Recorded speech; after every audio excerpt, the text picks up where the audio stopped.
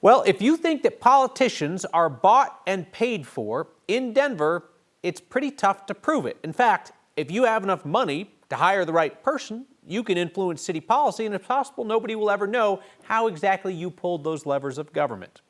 Well, that may change. Our Spencer Soysher explains a new proposal to alter Denver's lobbying laws. When decisions are made that can't be explained, people often say, follow the money. In Denver, following the money is rather difficult. You can't see who's getting lobbied, you can't see who's getting paid to lobby, and you really can't see what lobbyists are contacting legislators on what issues. Andy Sakaris is the chief deputy city clerk. He thinks Denver's lobbying rules need reform. Here's an example, the Alameda debacle. A member of Colorado's richest family hired a former high-level city transportation employee to lobby the transportation director to overturn a finalized road safety project, and succeeded.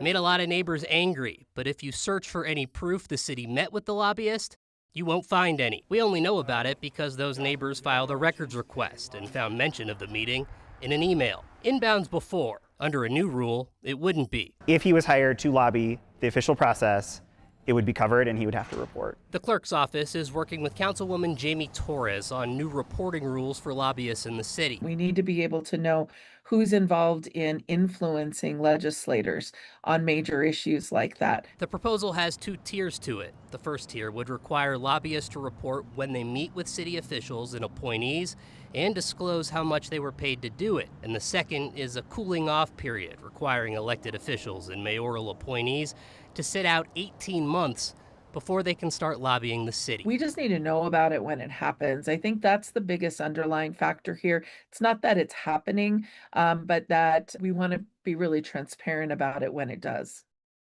So one other example Torres says prompted this was the flavored tobacco ban. Both times it came before the city council, lobbyists were swarming from both sides. None of it was reported. It wasn't until the issue hit the ballot where voters got to decide and where campaign finance rules are different that the public could see millions of dollars being spent to influence the outcome there. So are there any current disclosures? Yeah, if you get it like a gift, has to be like some sort of large gift, then you would have to say, yeah, we met, this is what they gave me. Otherwise, no.